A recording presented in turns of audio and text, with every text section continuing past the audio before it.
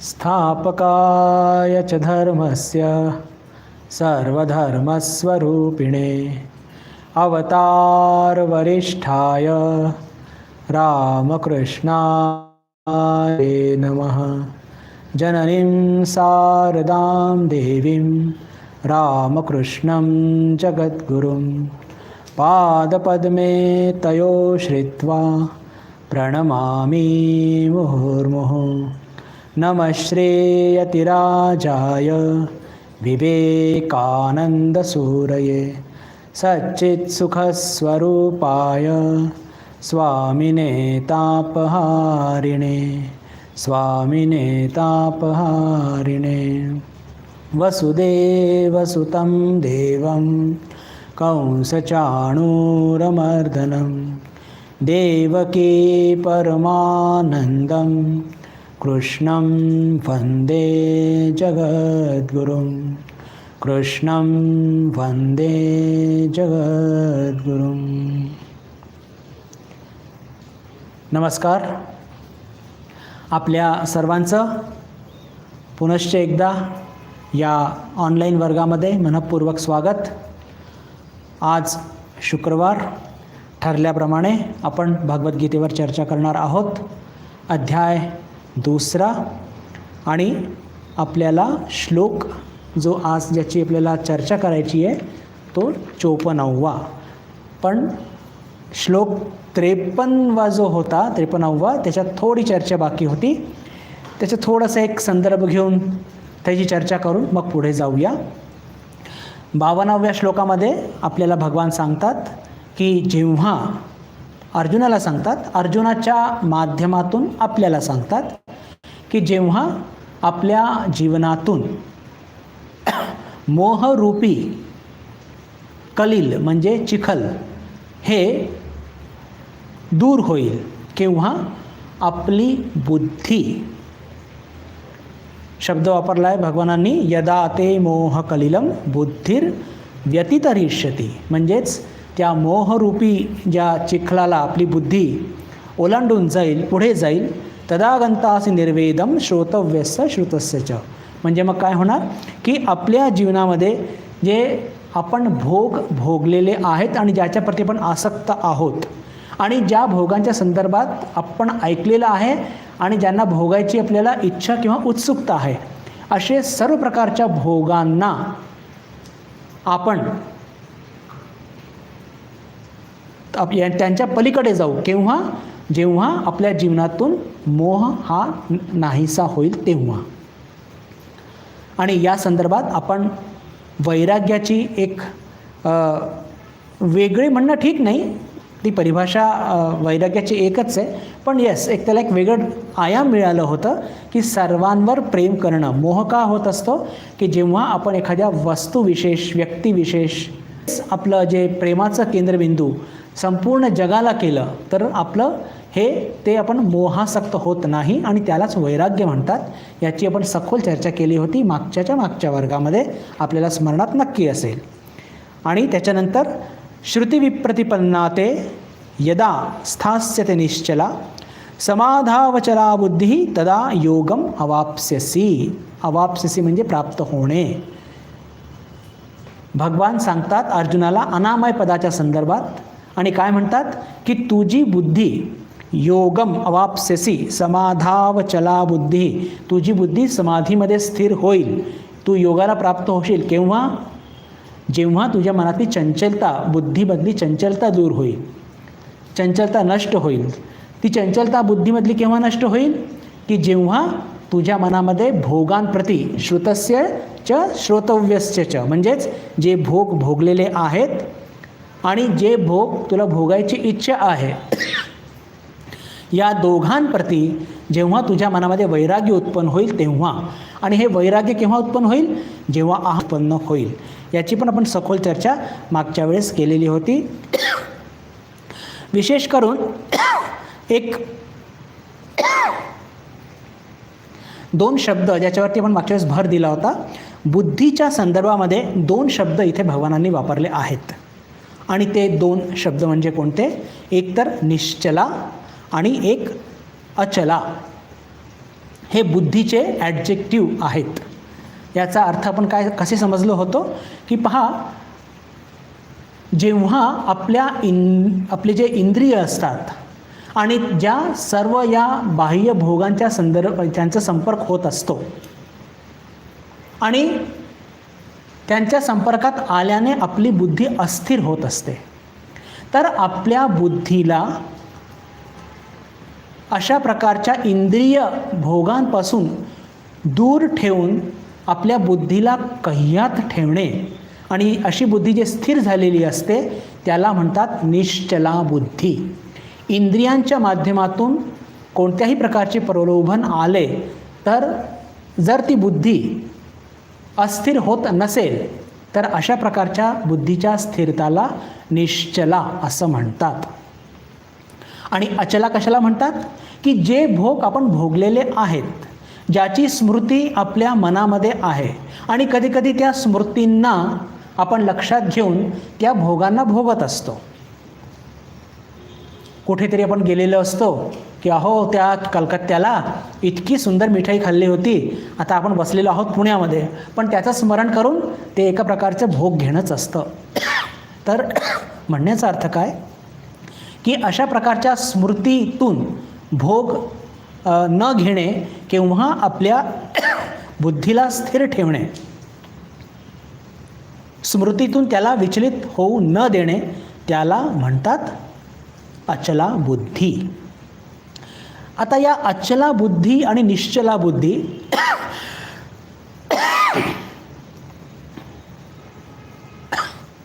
क्षमा करा, तर या अचला बुद्धी किंवा निश्चला बुद्धी या बुद्धीचे अजून एक वेगळा अर्थ काही भाष्यकारांनी केलेला आहे. तो काय आहे तो आपण थोडंसं पुढे बघूया. किंवा मी आत्ता सांगून देतो की काही भाष्यकारांनी असं पण म्हटलं आहे की जेव्हा कोणत्याही प्रकारच्या भोगांना इंद्रियाच्या माध्यमातून किंवा स्मृतीच्या माध्यमातून आपल्या बुद्धीला विचलित न होऊ देणे त्याला निश्चला बुद्धी असं म्हणतात. थोडं अंतर आहे बरं. आपल्या मनाला कोणत्याही बाह्य प्रलोभनातून आपल्या इंद्रियांना आणि बुद्धीला अस्थिर न होऊ देणे, अशा प्रकारच्या स्थिरतेला म्हणतात निश्चला बुद्धी. आणि अशी निश्चल झालेली बुद्धी की जी प्रलोभनाने प्रलोभित होत नसते, अशा बुद्धीला ईश्वराच्या ठायी लावणे आणि जी ईश्वराच्या ठायी स्थिर झालेली आहे त्याला म्हणतात अचला बुद्धी. थोडाच अंतर आहे, पण हे काही भाष्यकारांनी त्याचा असा अर्थसुद्धा केलेला आहे. आता मागच्या वेळेस आपण चर्चा करताना हे बघितलं होतं बंधू भगिनींनो, तो आपल्या सर्वांना लक्षात असेल की पहा की अर्जुनाचं जे एक द्विविधा मनस्थिती होती ती कशामुळे होती की त्याला एकतर ज्याला म्हणतो की तो मोहांध झालेला होता. स्वजन त्यांना बघितल्यानंतर आणि त्याच्या मनामध्ये दया किंवा करुणा उत्पन्न झाली. ती खरं म्हणजे करुणा नव्हती, ती मोहापोटी झालेली एका प्रकारचा एक भाव तो होता.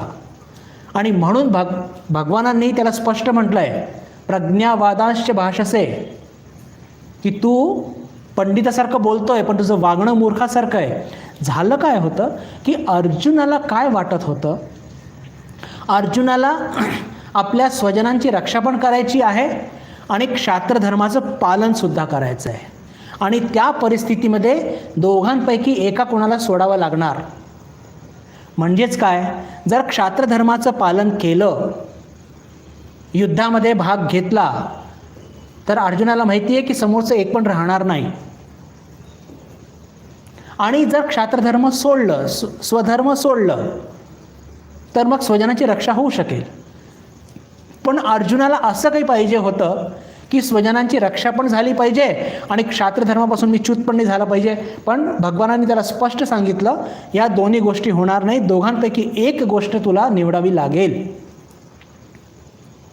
बंधू भगिनींनो, हा मोहाचा एकदम बिलकुल सुस्पष्ट मोहामध्ये पडलेला अर्जुन हे आपल्याला इथे दिसून येत आहे. आणि हीच परिस्थिती एका वेगळ्या स्वरूपामध्ये आपल्या सर्वांच्या जीवनात येत असते. आणि ती म्हणजे काय की पहा, आपला विवेक जागृत झालेला आहे. आपल्याला असं वाटतं की जास्तीत जास्त वेळ आपण ईश्वर चिंतनात घालवावा, पण कुठेतरी आपले प्रापंचिक कर्तव्यसुद्धा आपल्याला मागे खेचत असतात. तर मग हे करायचं की ते करायचं, आणि अशा एका द्वंद्वामध्ये साधक सापडलेला असतो. आणि जेव्हा आपल्या जीवनामध्ये थोडंफार अजून विवेक जागृत होतं, आपल्या जीवनामध्ये अजून काहीतरी थोडाफार त्याग वैराग्य येतं, उपरती येते, तर मग आपण काय करत असतो साधारणपणे. मग काय होत असतं की साधक मग कुठेतरी एक ज्याला म्हणतो की एक विसावा शोधत असतो, ईश्वरीय विसावा, आणि तो खूप चांगला असतो. कोणत्या माध्यमातून? तर एखाद्या पंथामध्ये जातो, एखाद्या मंदिरात जातो, एखाद्या भावधारेमध्ये जातो, आणि तिथे तो बघत असतो की ईश्वरप्राप्तीचा मार्ग हे लोक काय सांगतात. पहा, भारतामध्ये ही एक फार मोठी एक आपल्याला चॉईस मिळालेली, बरं, फार मोठी म्हणजे चॉईस मिळालेली आहे, आणि भारताचं हेच वैशिष्ट्य आहे. आणि मग प्रत्येक पंथाचे वेगवेगळ्या पद्धती असतात, आणि आपल्या मनाच्या जडणघडणप्रमाणे आपण त्या पंथाशी जोडल्या जातो. आणि मग काही तिथले धर्मशास्त्र धर्मग्रंथ वाचतो. आता धर्मग्रंथाचा पण एक इतका मोठा एक व्यापार असतो की तिथेसुद्धा आपली बुद्धी थोडीशी डळमळीत होत असते. अरे मी हे वाचू की ते वाचू, ते वाचू की हे वाचू. श्रुतिविप्रतिपन्ना, ते सगळ्या गोष्टी आहेत चांगल्या, पण इथे सुद्धा आपल्या जीवनामध्ये एका प्रकारची चलबिचल निर्माण होत असते. एक तर चलबिचल निर्माण होत असते साधारण माणसाच्या जीवनामध्ये, साधारण साधक नाही बरं, साधारण माणसाच्या जीवनामध्ये. का? कारण की तो मोहग्रस्त असतो आणि भोगग्रस्त असतो. आणि भोगग्रस्त असल्याने मग भोग प्राप्त करण्याकरता सुद्धा बरंच काही सांगितले शास्त्रांमध्ये. आपण चर्चा केली कर्मकांड काय आहे वेदांमधले. वेदांमधले कर्मकांड म्हणजे काय की भोगप्राप्तीचे साधनच सांगितले त्याच्यामध्ये. त्यांना सुद्धा वाचून भक्त कन्फ्यूज होत असतात. श्रुतिविप्रतिपन्ना ते. पण चर्चा करूया तुमची आणि माझी. आपलं पण कन्फ्युजन होत असतं. का? आपण एखाद्या पंथाशी जोडल्या जातो आणि तिथे अनेक प्रकारचे धर्मशास्त्र ग्रंथ असतात. मग हे वाचू की ते वाचू. सुरुवातीला तर कोणत्या पंथाशी मी जोडल्या जाऊ, तिथूनच सुरुवात होते. पण चला, कर्मधर्म संयोगाने आणि ईश्वराच्या कृपेने आपण एका विशिष्ट पंथाशी जोडल्या जातो. तिथे आपल्याला फार बरं वाटतं, दिलासा मिळतो, एक आशा सापडते. तिथले लोक आपल्याला आवडतात, तिथल्या पद्धती आवडतात. पण तिथे पण नेमकं काय करायचं हे पण नक्की करण्यामध्ये आपल्याला बराच वेळ घालवावा लागतो. तर त्यांनी काय होत असतं, श्रुतिविप्रतिपन्ना ते, की आपली जी बुद्धी असते मग ती थोडी चलबिचल होत असते. पण तरीसुद्धा एखाद्या पंथाशी जोडल्यानंतर सुद्धा एखाद्या विशिष्ट ग्रंथाशी आपल्याला मग कुठेतरी दिलासा मिळतो. कुठे कसं असतं की आपली आवड निवड आणि मनाची जडणघडण याच्यावरती हे सगळं डिपेंड करत असतं. आणि नेमकं त्या ठिकाणी आपण बिलकुल बरोबर येऊन पोहोचतो की जिथून आपल्याला पुढचा मार्ग सापडतो. आणि मग जेव्हा या सगळ्या प्रकारचे चलबिचल समाप्त होते तेव्हा काय होतं, समाधावचला बुद्धी. आपली बुद्धी कुठे थोडी स्थिर होते, शांत होते. त्याच्यामध्ये कोणत्या प्रकारची चंचलता राहत नाही. मध्ये आधी ती निश्चला असते, म्हणजे बाह्य भोगाने प्रलोभित झालेली असते, आणि मग ती थोडी शांत होते. ती निश्चला म्हणजे भोगांपासून ती दूर होते, वैराग्य उत्पन्न होतं. आणि मग जेव्हा एखादा पंथ आपल्याला आवडतो, पंथ सापडतो एवढंच नाही, म्हणजे काही विशिष्ट ग्रंथच आपल्याला त्याचं अध्ययन करावंसं वाटतं. म्हणजे मग काय होतं की त्याच्यामध्ये ती एक अचला बुद्धी प्राप्त होत असते. पण अर्थात दिल्ली बहुत दूर आहे. एवढं झालं म्हणजे काय आपलं सर्व झालेलं नाही. अजून आपल्याला या मार्गावरती चालायचं आहे एवढंच नक्की झालेलं आहे. दिल्ली अभी बहुत दूर है. आणि बस त्याच मार्गावरती मार्गक्रमण करता करता करता करता जेव्हा बुद्धी पूर्णपणे अचल होते तेव्हा कुठे त्या बुद्धीमध्ये ब्रह्मस्थित होतो. आणि तेव्हा कुठे आपल्याला ज्याला म्हणतो की ते ब्रह्मज्ञान किंवा आत्मतत्वाचा बोध होत असतो. म्हणून इथे म्हणतात भगवान, श्रुतिविप्रतिपन्ना ते यदा स्थास्यते निश्चला. भोग दूर झाले, अनेक प्रकारचे पंथोपपंथ ते दूर झाले, एक पंथ पकडला, अनेक शास्त्रग्रंथ त्याच्यामध्ये जास्त भानगडीत न पडता एखादा ग्रंथ पकडला, 2-3 ग्रंथ पकडले आणि त्याच्या माध्यमातून बुद्धीमध्ये स्थिरता आणली. आणि मग त्याच्यानंतर मार्गक्रमण केल्याने मग आपली बुद्धी अचला स्थितीला प्राप्त होत असते. समाधावचला बुद्धी तदा योगम अवाप्स्यसि. आणि जेव्हा त्या ब्रह्मतत्वामध्ये किंवा याला म्हणू की समाधीमध्ये आपली बुद्धी स्थिर होते, तेव्हा आपल्याला योग, ईश्वराशी आपला योग होत असतो. इथे एक महत्त्वाचा बिंदू सांगावासा वाटतो बंधू भगिनींनो, की ईश्वराशी योग होतो म्हणजे आपला आत्ता ईश्वराशी योग नाही आहे का, असा विचार करू नये. या क्षणीसुद्धा आपण ईश्वराशी योगस्थ आहोत, फक्त त्याचा बोध आपल्याला होत नाही आहे. अरे ईश्वराची संयोग जर नसता तर मी बोलू शकलो नसतो, आपण ऐकू शकला नसता. मग योगप्राप्ती होते म्हणजे नेमकी काय होत असतं, ईश्वराशी जोडले जाऊ म्हणजे नेमकं काय होणार, की आत्ता आपण ईश्वराशी जोडल्या गेलेलो आहोत, त्याचा बोध, त्याची जाण आपल्याला नाही आहे. पण ज्या दिवशी आपण समाधीमध्ये स्थिर होऊ त्या दिवशी आपल्याला त्या म्हणजे ईश्वराशी आपण जोडल्या गेलेलो आहोत याची जाण, याचा बोध आपल्याला होणार आहे. तर हे याचे काही बिंदू मागच्या वेळेस त्याची चर्चा करू शकलो नव्हतो. तर हा 53वा श्लोक इथे पूर्ण होतो. आणि आता याच्या पुढे 54वा श्लोक आणि अतिशय महत्त्वपूर्ण म्हणजेच स्थितप्रज्ञाचे लक्षणं हे इथे भगवान अर्जुनाला सांगतात. पहा, अर्जुनाचा प्रश्न फार मोठा जबरदस्त आहे इथे. आणि म्हणून गीतेमध्ये विचारांची एक फार सुंदर सुसूत्रता आहे. अनेकदा अर्जुनाने स्वतःहून आपली शंका विचारली आहे आणि अनेक वेळेस भगवानांनी कृपा करून अर्जुनाचा काय प्रश्न येणार हे आधीच जाणून आणि त्या प्रश्नाचा उलगडा स्वतःच सुरू केलेला आहे. म्हणून इथे विचारांना एक फार सुंदर एक शृंखला सापडलेली आहे. सुशृंखला असं म्हटलं तर जास्त चांगलं होईल. आणि आता बघा, अनामय पदाच्या संदर्भात भगवान सांगतात, बरोबर की नाही, की 51व्या श्लोकमध्ये बघा, कर्मजं बुद्धियुक्ताहि फलं त्यक्त्वा मनीषिणः जन्मबंध विनिर्मुक्ताः पदम गच्छन्त्य नामयम. या अनामय शब्दाची तिथे व्याख्या केलेली आहे. आणि जर तू कर्माच्या फळालाची आसक्ती नाही ठेवली, मोहात नाही सापडला, मान अपमानाच्या पलीकडे गेला, अकर्माला सुद्धा प्राप्त नाही झाला, तर तुला काय प्राप्त होईल, अनामय पद. म्हणजेच काय, जन्म मृत्यूच्या चक्रातून नेहमी तू बाहेर पडणार, असा हा सदा शांतीचा पद, आनंदाचा पद तुला प्राप्त होईल. त्याला अनामय पद सांगितलं आहे भगवानांनी. तर अनामय हे पद हे ऐकल्यानंतर अर्जुनाच्या मनामध्ये त्या अनामय पदाबद्दल फार उत्सुकता निर्माण झाली. आणि उत्सुकता निर्माण झाली आणि तो आकर्षित सुद्धा झाला. त्यांनी इथे अनामय पद हे शब्द न वापरता त्यांनी स्थितप्रज्ञ हा शब्द वापरला आहे अर्जुनाने.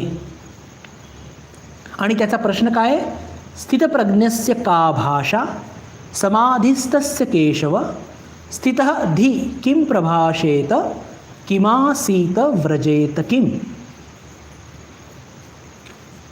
या श्लोकाची चर्चा विवेचन आपण करूया, पण त्याच्या आधी मला या श्लोकाच्या संदर्भात थोडी भूमिका मांडायची आहे.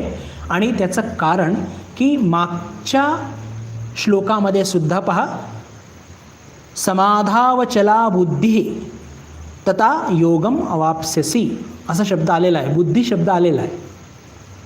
एवढंच नव्हे तर 54व्या श्लोकामध्ये स्थितप्रज्ञस्य का भाषा समाधिस्तस्य केशव स्थितधी किं प्रभाषेत किमासीत व्रजेत किम, इथे सुद्धा स्थितप्रज्ञ म्हणजेच बुद्धी, स्थितधी, धी म्हणजे काय, बुद्धी. प्रत्येक ठिकाणी बुद्धी बुद्धी हा शब्द आलेला आहे. या बुद्धी शब्दाचा अर्थ नेमका काय आहे हे पहा. साधारणपणे बुद्धी म्हटल्यानंतर आपल्याला आपलं ब्रेन किंवा इंटलेक्ट आठवतं, पण त्या अर्थाने इथे हा बुद्धी शब्द वापरला गेलेला नाही आहे. आणि म्हणून मला थोडीशी इथे भूमिका मांडायची आहे. मागच्या श्लोकामध्ये समाधावचला बुद्धी म्हणजे 2 शब्दाची चर्चा केली होती आपण. कोणत्या कोणत्या? निश्चला बुद्धी आणि अचला बुद्धी. निश्चला बुद्धी म्हणजे काय? तर निश्चला बुद्धीचा अर्थ आपण घेतला होता की सर्व प्रकारच्या प्रलोभनातून, प्रलोभन जर समोर आले तर जी बुद्धी विचलित होत नाही, अस्थिर होत नाही, विस्खळित होत नाही, निश्चला बुद्धी. आणि समाधावचला बुद्धी, अचला बुद्धीचा अर्थ इथे आपल्याला काय घ्यावा लागणार आहे? अचलाचा अर्थ की जी बुद्धी, जी निश्चला पद जिनी प्राप्त केलेलं आहे आणि तेवढंच नव्हे तर जी ब्रह्मतत्वामध्ये स्थिर झालेली आहे, अचल झालेली आहे. पहा, समाधौ व चला बुद्धी. समाधौचा अर्थ इथे काय माहिती बंधू भगिनींनो? समाधौचा अर्थ किंवा समाधीचा अर्थ इथे एक वेगळाच आपण करणार आहोत. ते म्हणजे काय? भगवान. तुम्ही म्हणाल आहो समाधी म्हणजे मनाची स्थिती असते. अगदी बरोबर. पण मनाची कोणती स्थिती आहे ती? की जिथे ब्रह्मतत्व स्थिर झालेलं आहे, अंतरात्मा परमात्मा स्थिर झालेलं आहे, म्हणजेच ते भगवानच आहे. हे आपण इथे लक्षात घेतलं पाहिजे. या जगामध्ये बंधू भगिनींनो आपल्याला एक लक्षात घ्यावं लागेल की कोणत्याही वस्तूमध्ये इतकी ताकद नाही की जे आपलं मन स्थिर ठेवू शकेल. आपलं मन बुद्धी फक्त ब्रह्मतत्वावर, आत्मतत्वावर किंवा ईश्वरावर, भगवानावरतीच स्थिर होऊन तिथून ती कधी पण ढळू नाही शकत. साधारणपणे आपण बघतो की एखादा खूप चांगला कलाकार असतो, खूप चांगलं गाणं म्हणतो, पेंटर चित्रकार असतात, खूप चांगले पेंटिंग करतात आणि ते करत असताना आपल्याला वाटतं काय याने बुद्धीची एकाग्रता गाठलेली आहे. चांगली गोष्ट आहे, कौतुकास्पद आहे. मी याची चर्चा आधी केलेली होती पण मी पुन्हा करणार आहे कारण की फार महत्त्वाचा हा तत्व आहे. एखादा कलाकार, एखादा क्रिकेटपटू, एखादा चित्रकार तो आपल्या एका विशिष्ट कलेवर, विशिष्ट आवडत्या गोष्टीवरतीच मन एकाग्र करतो. तो इतर गोष्टींमध्ये त्याच्या पुढे प्रलोभन आले की त्याची बुद्धी विचलित होते, विस्खळित होते, एकाग्र राहत नाही. आणि कधीकधी तर त्याच्या आवडत्या विषयावरती सुद्धा एकाग्र होत नाही. पण ज्या प्रकारची एकाग्रता, ज्या प्रकारची निश्चलता बुद्धीची ज्याची आपण चर्चा करत आहोत ती फार वेगळी आहे. ती योगींची एकाग्रता आहे, स्थिरता आहे बुद्धीची. मी पुन्हा सांगू इच्छितो की या जगामध्ये कोणत्याही वस्तूची, कोणत्याही म्हणजे कलेची म्हणा, कोणत्याही जितके प्रकारचे छंद असू शकतात, प्रत्येक छंदाची पण चर्चा केली, कोणत्याही छंदामध्ये ही ताकद नाही की ते मानवाचं मन बिलकुल नेहमी करता अशा प्रकारे स्थिर ठेवू शकतं की त्या स्थितीपासून त्याचं मन ढळलं पाहिजे. ढळलं पाहिजे एवढंच नाही, ज्या गोष्टी आपल्याला आवडतात त्याच्यापासूनच आपण किती लवकर बोर होऊन जातो. उदाहरण घेऊया, पुरणपोळी, लाडू, चकली, अनारसे आवडतात आपल्याला, किती दिवस खाऊ शकतो आणि त्याने आपलं मन काही स्थिर होत नाही. एक तात्पुरतं आवडतं तितकं ठीक आहे. एखादा मुलगा अभ्यास करतो, आपण बघतो की मुलं किती एकाग्रतेने अभ्यास करत असतात, कौतुकास्पद आहे. चांगले रिझल्ट्स आणतात, मार्क्स कमवतात, खूप चांगली गोष्ट आहे. 16 तास सुद्धा अभ्यास करतात. पण हे काही योगींची लक्षणं नाही आहेत. करिअर करता सगळ्या गोष्टी चांगल्या आहेत, पण ज्या अचला बुद्धीची इथे भगवान चर्चा करत आहेत की ती अशी स्थिती आहे की त्या स्थितीतून कधी पण त्या योगीचं मन किंवा बुद्धी ती ढळत नसते. कधी ठाकूरांचं मन ढळलेलं बघितलं का हो? कधी नाही. माताजींचं मन कधी बघितलं ढळलेलं? कधी नाही.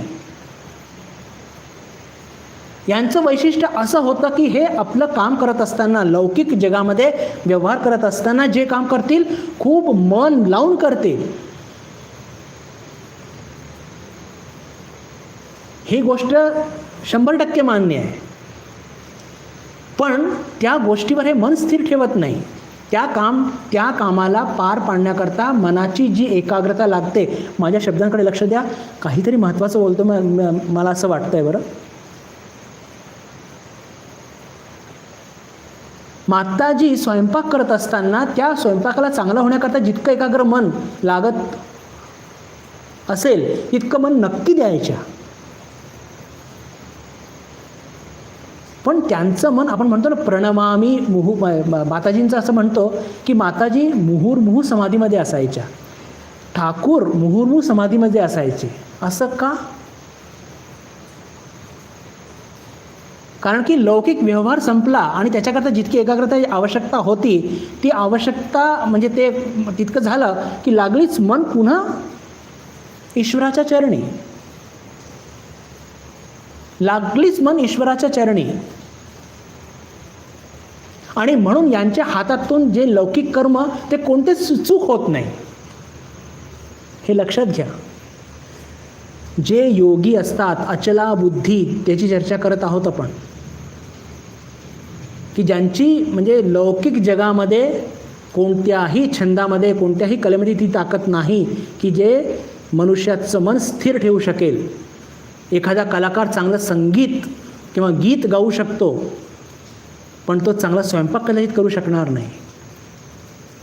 पण तेच ठाकूर खूप चांगले गायचे सुद्धा, खूप तालामध्ये नाचायचे सुद्धा, सगळ्यांशी खूप चांगला सुसंवाद ते गाठायचे, सगळ्यांना प्रेम द्यायचे. आणि हे सगळं करत असताना हे सगळं झालं, या गोष्टींकडे जितक्या एकाग्रतेची आवश्यकता असायची त्या एकाग्रता ते द्यायचे. पण त्यानंतर अचला बुद्धी, अशा ठिकाणी मनबुद्धी की जिथून मन कधी ढळत नसतं. हे आपण ध्यानात घेतलं पाहिजे. आता याच्या संदर्भात महापुरुष महाराज खूप छान म्हणालेत की ठाकूरांचं मन कसं होतं, होका यंत्राप्रमाणे. होका यंत्र म्हणजे आपल्याला माहिती आहे, समुद्रामध्ये मोठे मोठे जहाज, आणि आता तर लाईट हाऊस वगैरे सगळं भरपूर काही काही टेक्नॉलॉजी आलेली आहेत, सॅटेलाईट वगैरे आलेले आहेत. पण आधीच्या काळी तसं काही नव्हतं. त्यांच्याकडे काय असायचं, होका यंत्र. आणि ते काय करायचं, नेहमी नॉर्थ डायरेक्शन दाखवतं, आपल्या सगळ्यांना माहिती आहे. आणि त्या दिशेला लक्षात घेऊन हे सगळे जहाज आपल्या गंतव्य ठिकाणी पोहोचायचे, व्यवस्थित पोहोचायचे.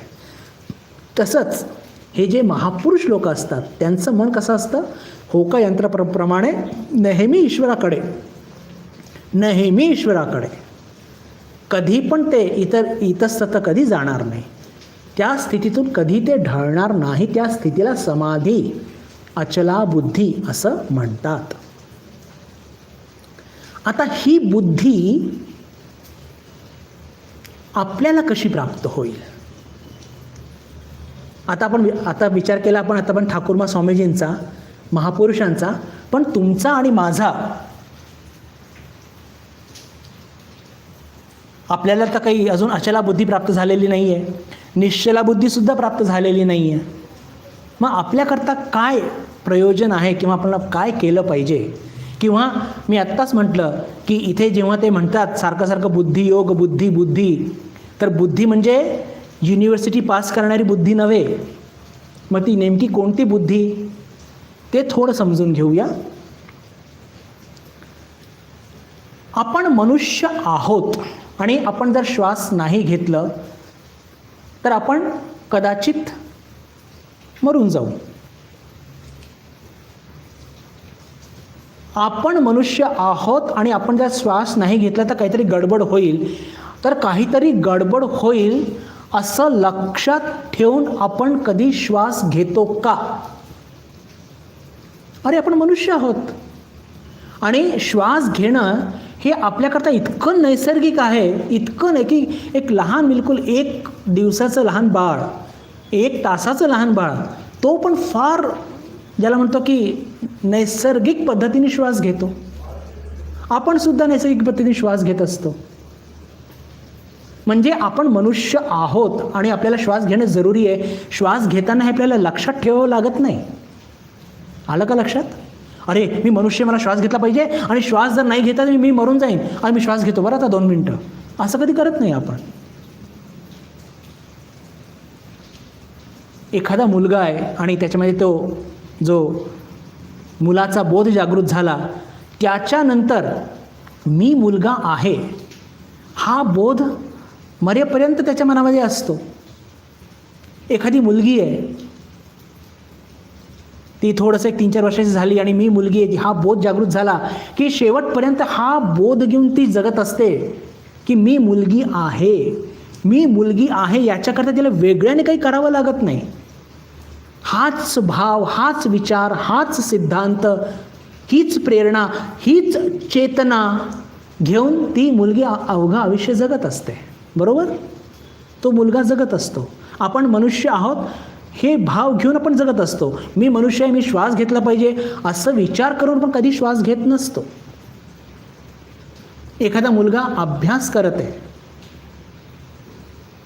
पुढे परीक्षा आहे, तर अभ्यास करणं जीवनामध्ये हे इतकं नैसर्गिक असतं की मी अभ्यास करतोय, मला अभ्यास केला पाहिजे. अशा प्रत्येक क्षणाला तो विचार करतो का? नाही, मला अभ्यास केला पाहिजे, 2 दिवसात परीक्षा आहे, हे एकदा डोक्यात बसलं की त्याच एका विचार, सिद्धांत, चेतना, भाव घेऊन तो अभ्यास करत असतो.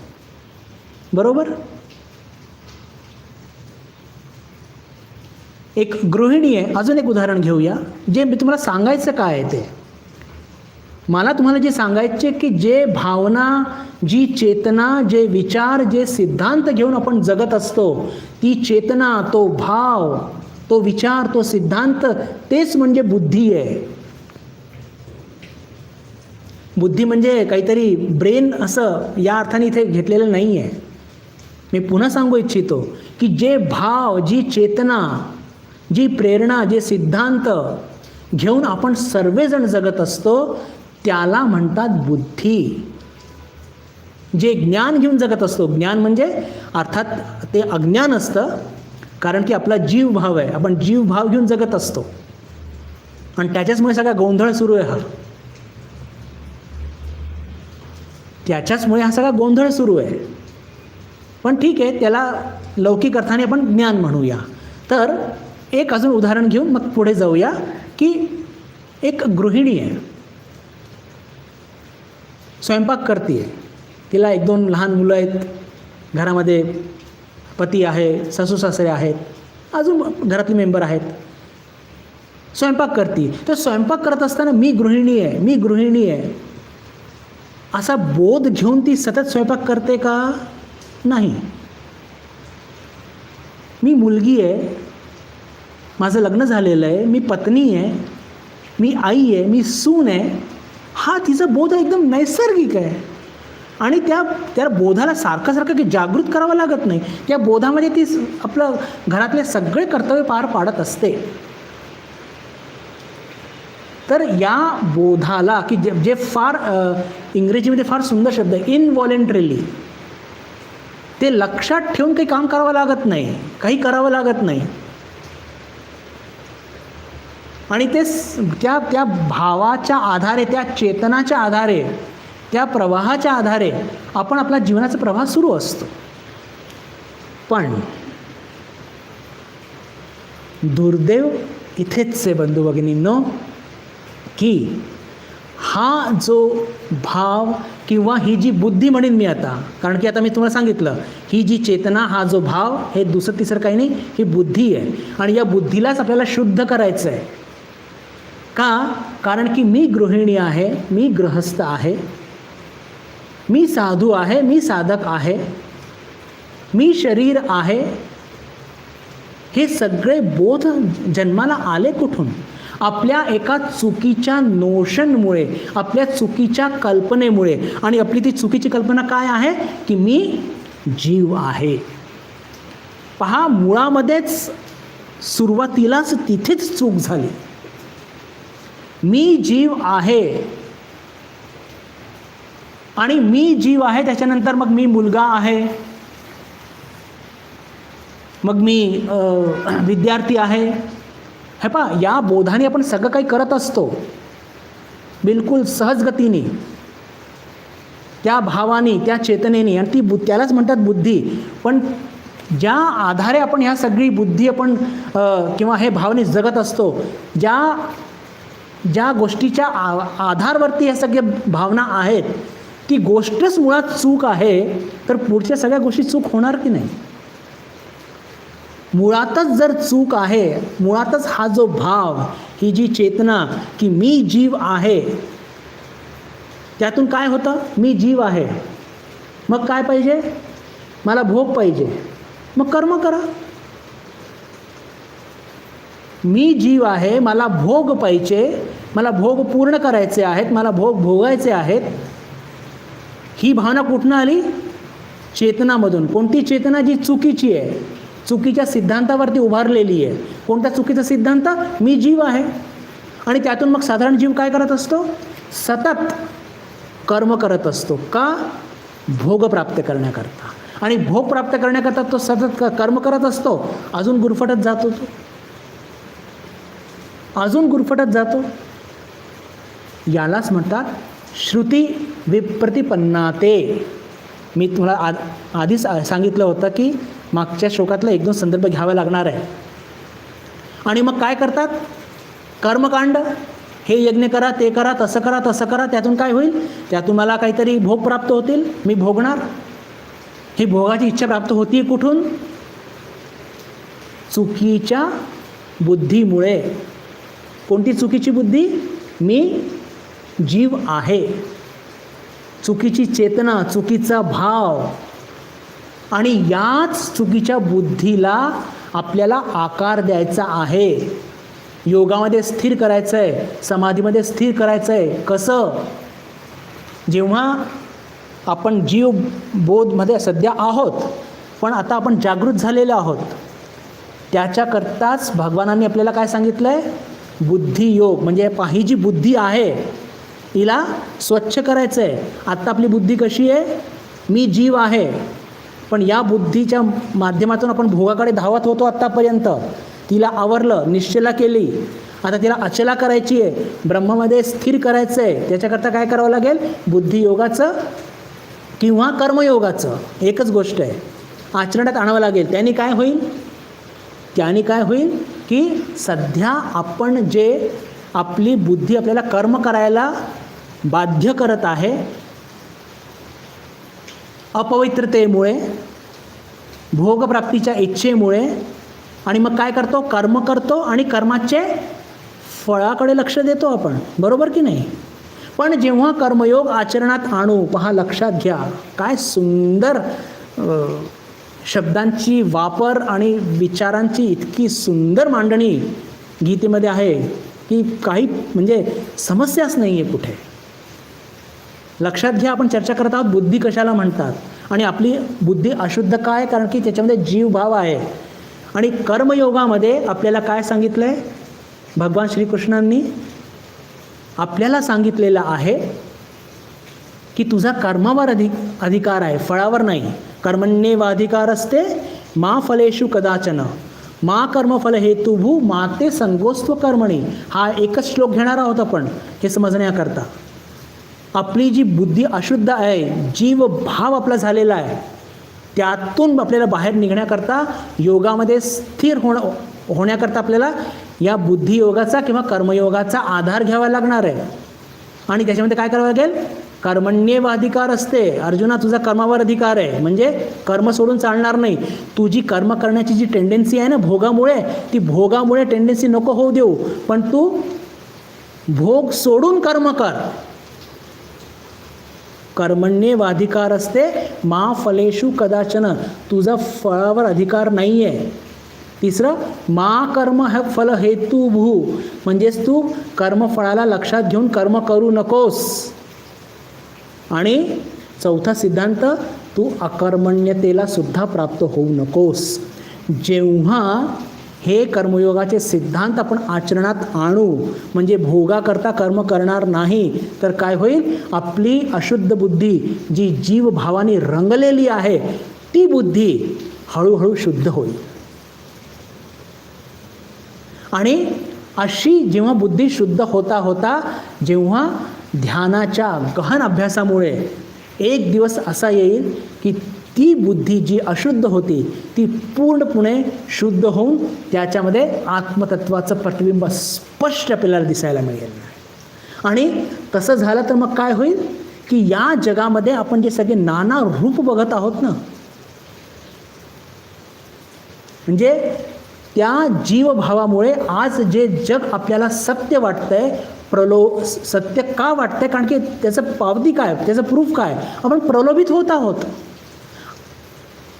या प्रलोभनाच्या मागचं असलेलं त्या वस्तूंचं खरं स्वरूप आपल्याला दिसत नाही आहे त्या अशुद्ध बुद्धीमुळे, त्या जीवभावामुळे. पण ज्या दिवशी तो जीवभाव जीवभाव नाहीसा झाला कर्मयोगामुळे, त्या दिवशी काय होईल, त्या वस्तूच्या मागचं खरं स्वरूप, त्याचं बोध आपल्याला होईल आणि आपल्याला ते प्रलोभित करणार नाही. आणि ज्या प्रकारे इतर सर्व संत महात्मे या जगाला ज्या दृष्टीने बघतात, आपण सध्या दृष्टीने बघतोय, कोणत्या दृष्टीने, भोगाच्या दृष्टीने, पण हे संत महात्मे कोणत्या दृष्टीने बघतात की त्या सगळ्या गोष्टींच्या मागे असलेलं ईश्वर, ते त्यांना, त्याचं बोध त्यांना होत असतो. ती दृष्टी आपल्याला सुद्धा लागेल केव्हा, जेव्हा आपली बुद्धी स्थिर होईल. कशामध्ये स्थिर होईल, तर समाधीमध्ये स्थिर होईल. आपण माझ्याची जी चर्चा केली होती की समाधावचला बुद्धी तथा तदा योगम अवाप्स्यसि, की जेव्हा तुझी ही निश्चला बुद्धी योगामध्ये स्थिर होईल, ब्रह्मतत्वामध्ये स्थिर होईल, तेव्हा तुला ते योग प्राप्त होईल. आणि ते योग प्राप्त झाल्यानंतर तुझी अशुद्ध बुद्धी राहणार नाही. आणि अशुद्ध बुद्धी जेव्हा राहणार नाही, तर या प्रलोभनाच्या मागचं तुला ईश्वरत्व, ते तुला गवसेल. ईश्वरत्व गवसलं म्हणजे तू त्या प्रलोभनात पडणार नाही. आणि जसे संत महात्मे या जगाला बघतात, भगवान श्रीरामकृष्णांना मथुर बाबूंनी अत्यंत वाईट ठिकाणी नेलं होतं. त्यांची अशी समजूत होती की अखंड ब्रह्मचर्याचं पालन केल्याने त्यांच्या डोक्यावरती परिणाम झालेला आहे. वास्तविक म्हणतात त्यांच्याच डोक्यावरती परिणाम झालेला होता मथुर बाबूंच्या, म्हणून असा विचार करत होते ते. असो, पण जेव्हा त्यांनी नेलं, ठाकूर तर बिचारे अत्यंत सरळ आणि भोळे, त्यांना कळतच नव्हतं की कुठे नेत आहेत. तिथे नेल्यावर त्या सगळ्या ज्या माता भगिनी होत्या, प्रत्येकामध्ये ठाकूर, त्यांना काय दिसलं, आई तू या रूपात सुद्धा आहे. त्यांची ती एक लहान मुलाची निरागसता बघून, निष्पापता बघून त्या सर्व स्त्रियांनी त्यांना प्रणाम केला. काय ती सगळी दिव्य लीला असेल, वंडरफुल, कल्पना नाही करवत, कल्पनाच्या पलीकडे त्या सगळ्या गोष्टी. खुद्द मथुरबाबू सुद्धा लाजलेत. त्या सगळ्या स्त्रियांनी मथुरबाबूंना इतक्या शिव्या घातल्या की तू कोणत्या महापुरुषाला इथे घेऊन आलात, आधीच आम्ही पाप केलेले आहेत, त्यातून अशा महापुरुषाला प्रलोभित करण्याकरता तुम्ही आम्हाला सांगितलं होतं. म्हणण्याचा अर्थ काय, हे फक्त एक उदाहरण मला विचारांच्या ओघात स्मरणात आलं म्हणून मी सांगितलं. म्हणण्याचा अर्थ काय की हे जे महापुरुष असतात, हे प्रत्येक वस्तूच्या मागे त्याचं जे सत आहे त्याला ते बघायचे. आणि म्हणून त्यांना त्या सगळ्या स्त्रियांमध्ये फक्त आणि फक्त जगन्माताच दिसली. स्त्री ही दिसली नाही. आणि भगवान कृष्णसुद्धा काय म्हणतात पहा, या 2 श्लोकाचा मी संदर्भ घेऊ इच्छितो, याची चर्चा पण आधी केलेली आहे. अध्याय 2 श्लोक 16. नासतो विद्यते भावो ना भावो विद्यते सतः उभयोरपि दृष्टोंतः त्वनयोस्तत्वदर्शिभिः. मी हा श्लोक मुद्दाम का निवडला? तत्वदर्शिभिः, की जे तत्वाला बघणारे लोक आहेत त्यांची दृष्टी या जगाकडे कशी आहे आणि आपली कशी आहे.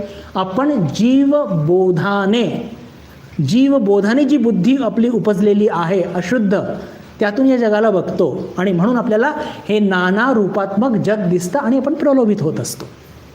पण जे त्वनयो तत्वदर्शिभिः, की जे तत्वज्ञ आहेत, महापुरुष आहेत, ज्यांची बुद्धी कधी पण ढळत नाही, असे लोक काय बघतात? नासतो विद्यते भावो, की या जगामध्ये असत वस्तूचं अस्तित्व नाही. म्हणजेच काय? असत वस्तू कशा असतात? नामरूपात्मक असतात. बिल्डिंग, वास्तू, ब्रिज, हवाई जहाज, दरी, डोंगर, निसर्गाचे दृश्य, ज्याला घेऊन आपण प्रलोभित होत असतो. काय सुंदर बिल्डिंग आहे हो. अरे ते असत आहे बाबा, त्याच्या मागचं सत बघ. आणि या जगामध्ये असतला अस्तित्व नाही. प्रलोभित होऊ नको. छायासम आहे. तुझ्या अशुद्ध बुद्धीमुळे, तुझ्या त्या जीवात्मक बोधामुळे, जीवात्मक बुद्धीमुळे तुला ते सगळं दिसतंय. नासतो विद्यते भावो ना भावो विद्यते सतः. आणि या जगामध्ये सत वस्तूचा म्हणजे आत्मतत्वाचा कधीच अभाव नाही आहे. असतचं अस्तित्व नाही आहे आणि सतचा अभाव नाही आहे. शब्दांची मांडणी बघा काय सुंदर आहे. असतचं अस्तित्व नाही आहे असं का म्हटलं? कारण की आपण असतला प्रलोभित होत असतो ना, ते सत्य वाटतं आपल्याला. हे पहा, हे प्रत्येक शब्द, if you go in to the depth devotees really we get wonder struck, की त्यांनी किती विचार केला असेल, त्यांच्या मनामध्ये किती प्रेम आहे आपल्याबद्दल, की हे सगळे लोक प्रलोभित होत असतात. त्यांना हे असतच सत वाटत असतं आणि प्रलोभित होत असतात. म्हणून त्यांना असं सांगा काय, की ज्या असतच्या मागे तू प्रलोभित होत असतो, अरे ते त्याला अस्तित्व नाही आहे, प्रलोभित होऊ नको. नासतो विद्यते भावो ना भावो विद्यते सतः. आणि जे सत तुला अजून गवसत नाही आहे आणि तू असं म्हणतो की ते दिसतं कुठे, त्याचा अभाव आहे. अरे त्याचा अभाव नाही, त्याचंच अस्तित्व आहे. का? कारण की उभयोरपि दृष्टोंतः, या दोन्ही गोष्टींचा अनुभव तत्वदर्शी जी आहेत त्यांनी घेतलेला आहे रे. ऐक बाबा, असत प्रलोभित करणाऱ्या वस्तू ज्या असत आहेत, नामरूपात्मक जग ज्याला तू प्रलोभित होतो, साधका याचं अस्तित्व नाही आहे. हे असत आहे. आणि ज्याचं अस्तित्व तुला अजून जाणवत नाही आहे, आत्मतत्व ते सत आहे आणि त्याचंच अस्तित्व आहे. आणि या दोन्ही गोष्टींचा अनुभव भगवान सांगतात ते उभयोरपि दृष्टोंतः स्तवनयो तत्वदर्शिभिः, की जे तत्वदर्शिभी आहे त्यांनी या दोन्ही गोष्टींचा अनुभव घेतलेला आहे. दोन्ही गोष्टी कोणत्या? की असतला अस्तित्व नाही आणि फक्त सतलाच अस्तित्व आहे. एवढंच नाही तर हे असत, हे जे नामरूपात्मक गोष्टी आहे हे सतत प्रलोभित करत असतात. तू प्रलोभित होऊ नको साधका, असे तत्वदर्शिभी सांगतात. हा त्यांचा दृष्टिकोन आहे आणि हाच आपला झाला पाहिजे. आणि ज्या दिवशी आपण या बोधाला घेऊन जगू, आपण चर्चा सुरुवात केली होती, बुद्धी कशाला म्हणतात, विसरू नका बरं. चर्चा आपली फारच रंगलेली दिसतीये. हो, नाही तर मूळ आपण कुठून सुरू झालं तेच विसरलं तर मुश्किल होऊन जाईल. बुद्धी कशाला म्हणतात? की कोणत्या भावाला घेऊन जगतो, कोणत्या चेतनाला घेऊन जगतो, कोणत्या विचारांना घेऊन जगतो, कोणत्या सिद्धांतावरती आपलं जीवन टिकलेलं आहे. तर आत्ता तरी आपलं जीवन हेच टिकलेलं आहे की मी जीव आहे, मी बुद्धानंद आहे, माझं हे शरीर आहे 5 फूट 5 इंचाचं, इतकं वजन आहे, वगैरे वगैरे वगैरे. तर हे काय? हे अशुद्ध बुद्धीचे लक्षण आहेत. आणि त्यातूनच आपण प्रलोभित होतो, त्यातूनच आपण सतत कामनांकडे धावत असतो आणि आपल्या प्रत्येक कर्म जे आपल्याकडनं सुटू शकत नाही हे त्याच्या कर्मफळाकडे आपलं लक्ष असतं आणि म्हणून आपण जन्ममृत्यूच्या चक्रात नेहमी अडकत असतो. पण जे तत्वदर्शी बी असतात ते कसे असतात की ते असतकडे लक्ष देत नाही. ते नामरूपात्मक आहे, प्रलोभन करतात, लक्ष द्यायचं नाही, त्याचं अस्तित्व नाही आहे, फक्त सतकडे बघायचं. एक हा श्लोक आणि एक दुसरा श्लोक जे सांगायचा होता त्याचाच पुढचा श्लोक आहे. अविनाशी तु तत्विद्धि येन सर्वम इदम ततम विनाशम अव्ययस्यास्य न कश्चित कर्तुम अर्हति. ज्या असत वस्तूंनी, ज्या असत वस्तू तुला दिसून राहिल्या आहेत त्याचं खरं स्वरूप काय आहे, आत्मतत्व त्याचं खरं स्वरूप आहे. आणि हे असत दिसणारं प्रलोभित करणारं जग यात हे नष्ट होणार आहे. कितीही चांगली वस्तू असली तरी त्याचं किती आयुष्य असतं, 500 वर्ष 700 वर्ष. कितीही चांगला ब्रिज बांधला तरी त्याचं एक आयुष्य आहे. निसर्ग कितीही चांगला असला तरी उन्हाळ्यात ते पुन्हा सगळं ते हिरवगार निसर्ग हे पुन्हा वाळवंट होणार. कालचं जे ज्याला म्हणूया की निसर्ग होतं, आज उद्याचं ते वाळवंट होणारच. सगळ्या गोष्टी ज्या असत आहेत त्या सगळ्यांचं नाश हे अवश्यंभावी आहे. फक्त अविनाशी काय आहे तर जे सत आहे या नामरूपात्मक जगाच्या पलीकडे जे आहे, जे तुला गवसत नाही आहे आत्मतत्व, तेच फक्त सत आहे, तेच खरं आहे, त्याचंच अस्तित्व आहे आणि ते अविनाशी आहे. म्हणून तू त्याला प्राप्त करण्याचा प्रयत्न कर. म्हणजेच काय, तुझी ही जी अशुद्ध बुद्धी आहे त्याला शुद्ध कर कर्मयोगाच्या माध्यमातून. आणि तुझी बुद्धी शुद्ध झाली की तुला काय होईल, तुला ते ध्यानाच्या गहन एखाद्या एपिसोडमध्ये तुला ते आत्मतत्व गवसेल की ज्याचं अस्तित्व आहे, ज्याचंच अस्तित्व आहे आणि ते कसं आहे, अविनाशी आहे. आणि या सगळ्या गोष्टी महापुरुषांनी बघितलेल्या किंवा अनुभवलेल्या आहेत. म्हणून तू या जगाच्या पलीकडे तू पडू नकोस.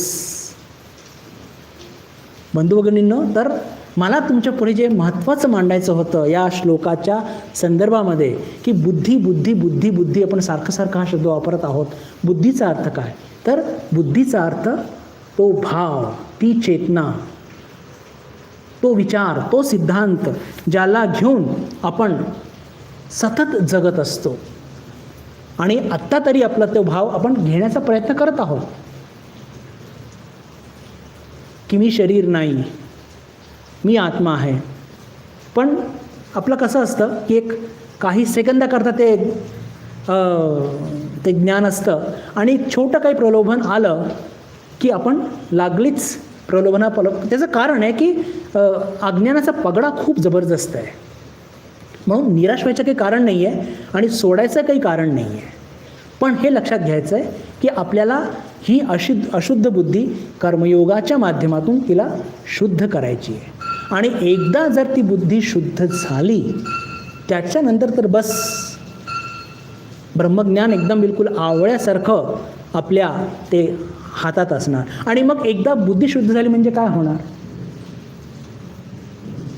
की या नामरूपात्मक जगाच्या प्रलोभनात आपण जे सारखे पडत आहोत, कर्म करत आहोत. हे पहा, एक लक्षात घेतलं पाहिजे इथे आपल्याला की ब्रह्मज्ञान झाल्यानंतर आपलं कर्म सुटेल का. हे पहा, कर्म सुटेल की सुटणार नाही हे आता तरी सांगणं अवघड आहे. पण ह्या प्रश्नाच्या संदर्भात मी तुम्हाला जे सांगू इच्छितो की सध्या हा प्रश्न अर्जुनाच्या मनामध्ये निर्माण का झाला, ही भूमिका फार महत्त्वाची आहे. आणि या प्रकारची भूमिका आपल्या प्रत्येकाला आपल्या जीवनात आली पाहिजे. कारण की अर्जुनाच्या मनामध्ये हा प्रश्न का निर्माण झाला, कारण की अर्जुनाला वाटत होतं की मनुष्य फक्त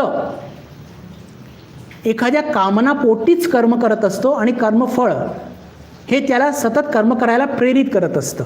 आणि जेव्हा त्यांनी अनामय पद म्हणजे कामना शून्य मनुष्य, याच्या संदर्भात त्याने ऐकलं भगवानांकडून. तर त्याच्या मनामध्ये हा प्रश्न निर्माण झाला की जर कामना रहित कोणी मनुष्य असू शकतो तर मग तो कसा बोलतो, कसा चालतो, कसा वागतो. किती ॲप्रोप्रिएट क्वेश्चन आहे बघा. ती भूमिका थोडीशी अजून त्याचं एक्सप्लेन करून मग तिथे थांबूया आपण. मी हे इतकं मोठं इलॅबोरेशन का केलं बुद्धीच्या संदर्भामध्ये? आपली अशुद्ध बुद्धी, त्यातून कामना निर्माण होतात. आपण कर्म करायला प्रेरित होत असतो आणि आत्ता तरी आपल्याला कर्म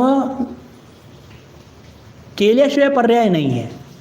पण जे महापुरुष असतात की ज्यांच्या जीवनामध्ये कामनाच नसते, ज्यांची बुद्धी शुद्ध असते, ज्यांचा बोध किंवा ज्यांची बुद्धी कशी असते की मी ब्रह्म आहे, मग ते कसे बोलतात, कसे चालतात, कसे वागतात. म्हणजे वरच्यावर बघितलं तर दोघेही जण खातात, पितात, उठतात, बसतात. आपले ठाकूर बघा ना, हे पहा, जरी ठाकूर आपल्यासारखेच बोलायचे, खायचे, उठायचे, बसायचे, पण त्याच्या मागचा त्यांचा बोध आणि आपल्या खाण्यापिण्या, उठण्या, बसण्याचे मागचा बोध याच्यामध्ये एक इतका मोठी दरी आहे की तिच्याबद्दल न बोललेलंच बरं. ठाकूरसुद्धा झोपायचे, 2 तासच झोपायचे. ठाकूरांनासुद्धा थोडी भूक लागायची, शरीर आहे. पण त्यांच्या भूक लागण्यामध्ये, त्यांच्या वागण्या बोलण्यामध्ये, त्यांच्या झोपण्यामध्ये आणि आपण जी ॲक्टिव्हिटी करत असतो त्याच्या मागचा जो आपला जो बोध आहे तो जीवबोध आहे. ठाकूरांचा बोध तो ब्रह्मबोध होता. आपला बोध जो जन्माला आलेला आहे तो बोध एक अशुद्ध बोध आहे, जीवबोध आहे. त्यांचा ब्रह्मबोध होता. साधना करून त्यांनी ते पद प्राप्त केलं होतं.